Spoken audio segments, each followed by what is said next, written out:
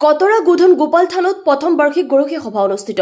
ওদালগুৰি জিলাৰ কটৰা শান্তিপুখুৰী কটৰা গোধন গোপাল থান পৰিচালনা সমিতিৰ উদ্যোগত তথা আঞ্চলিক ৰাইজৰ সহযোগত এদিনীয়া বৰ্ণাঢ্য কাৰ্যসূচীৰে প্ৰথম বাৰ্ষিক গৰখীয়া সভা উদযাপনৰ আয়োজন কৰিছে।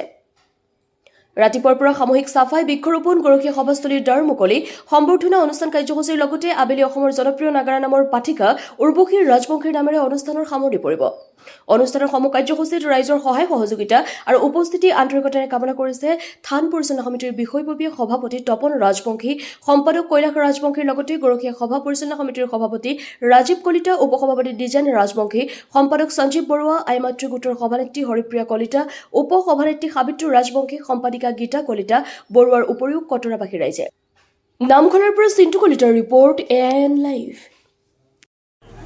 আমি আমাৰ গাঁও কটৰাত প্ৰথমবাৰৰ বাবে আমি কটৰা গোধন গোপাল থান সমিতি আয়োজনত তথা বৃহত্তৰ কটৰা আৰু আঞ্চলিক ৰাইজৰ সহযোগত আমি এইবাৰ গৰখীয়া সভা উদযাপন কৰিবলৈ ওলাইছোঁ।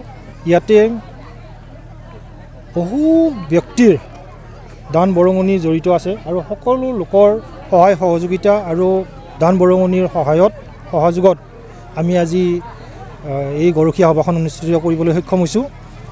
ইয়াৰ মুখ্য উদ্দেশ্য এটাই, আমি আমাৰ গাঁও তথা এই অঞ্চলত বিভিন্ন জাতি ধৰ্ম বৰ্ণৰ লোক বাস কৰি আছোঁ।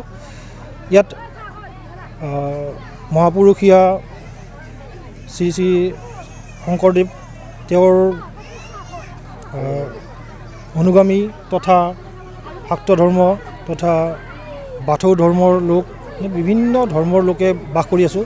যাতে আমি এটা মঞ্চ এটা পাব পাৰোঁ য'ত আমি গোটেইকেইটা পন্থাৰ মানুহে একেলগে লগ হৈ এটা উপাসনা কৰিব পাৰোঁ, ভগৱান শ্ৰীকৃষ্ণক যাতে উপাসনা কৰিব পাৰোঁ, এটা ভাতৃত্ববোধ তথা সন্মিলনৰ যাতে এটা স্থান আমি সৃষ্টি কৰিব পাৰোঁ। লগতে এইখিনি ঠাই হ'ল বৈচিত্ৰ্যময় ঠাই, এই নদীপৰীয়া ঠাই, এখন গোচৰণীয়া পথাৰ, এইখনক যাতে আমি সংৰক্ষণ কৰিব পাৰোঁ, এইটো এটা মহান উদ্দেশ্য আছে। এইখন গোচৰণীয়া পথাৰ আজি বৃন্দাবন ধামলৈ পৰিৱৰ্তন হৈ গৈছে। ইয়াত বৃন্দ মানে আনন্দ আৰু বন মানে হ'ল আশ্ৰয়। ইয়াতে আনন্দৰে আশ্ৰয় দেখিছে আপোনালোকে, গোটেই মানুহে ইমান ধুনীয়াকৈ আনন্দ ফূৰ্তি দি ভগৱান শ্ৰীকৃষ্ণৰ নাম লৈছে, পূজা অৰ্চনা কৰিছে ভক্তিভাৱেৰে। তো এইটো এটা আমাৰ কাৰণে বহুত ভাল লগা পদক্ষেপ আৰু ভৱিষ্যতলৈও আমাৰ আঞ্চলিক ৰাজ্যৰ সহায় সহযোগ পালে আমি নিশ্চয় এই গৰখীয়া সভাখন পিছলৈকেও আমি ভালদৰে লৈ যাব পাৰিম, আগবঢ়াই লৈ যাব পাৰিম। এইখিনি আপোনালোকে দেখিছেই আমাৰ যি আয়োজন, আমাৰ অঞ্চলৰ সমূহ ৰাইজৰ সহযোগিতাত এই অনুষ্ঠানটো হৈ আছে। ইয়াৰ উদ্দেশ্যটো আমাৰ ইতিমধ্যে আগৰ ৰাজীৱ কলিতা ডাঙৰীয়াই কোৱা উদ্দেশ্যটো হয়েই।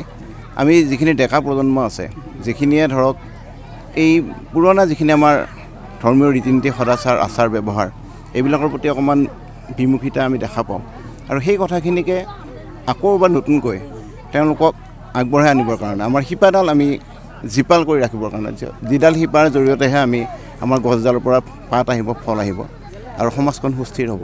আৰু সেইটোৱে আমাৰ ডাঙৰ এটা উদ্দেশ্য। আৰু আমি দৰং জিলাৰ আৰু ওদালগুৰি জিলাৰ সীমাৱৰ্তী এখন গাঁও, শেহতীয়াভাৱে আমি ওদালগুৰিত সোমাইছোঁ আৰু যি ইয়াৰ সাংস্কৃতিক ঐতিহ্য আছে এই অঞ্চলটোৰ, অতীতৰ পৰা এই কটৰা গাঁওখন কৃষ্টি সংস্কৃতি খেলা ধূলাত বহুত আগবঢ়া আছিল, কিন্তু শেহতীয়াকৈ আমি অকণমান যেন সেইবিলাকৰ পৰা বিচ্ছিন্ন হৈছোঁ, সেইটো আমাৰ অনুভৱ হৈছে। আমাৰ প্ৰজন্মৰ ল'ৰা ছোৱালীখিনিক আমি এইখিনি কথা বুজাব পৰা নাই। গতিকে একগোট কৰি লৈ এক সমিলমিল প্ৰচেষ্টাত জাতি ধৰ্ম বৰ্ণ নিৰ্বিশেষে সকলোৱে লগ হৈ আমি আগবাঢ়ি যাব পাৰিম বুলি আমি আশা কৰিছোঁ। আৰু যিখিনি এই ঠাই, আমি ইয়াতে সৰুতে গৰু চাৰিছিলোঁ, সেই গৰুচৰণীয়া পথাৰখনক আমি এতিয়া এটা নতুন ৰূপ দিব লাগিব। আজিকালি দেখিছে জৈৱ বৈচিত্ৰ্যৰ এটা কথা চলি আহিছে, আমি সেই কথাটো ইয়াত সামঞ্জস্য ৰাখিছোঁ। ইয়াত গছপুলিৰ ৰোপণৰ ব্যৱস্থা ৰাখিছোঁ আৰু সেইটো মানে আমি প্ৰতিবাৰে কৰিয়েই যাম, মানে বছৰত এবাৰ বুলি নহয়। আমি এই অঞ্চলৰ এই তেনেকুৱা এটা পৰিৱেশ আমি কৰিম, এখন অৰণ্য আমি গঢ়ি তুলিম, সেইটো আমাৰ পদক্ষেপ আছে।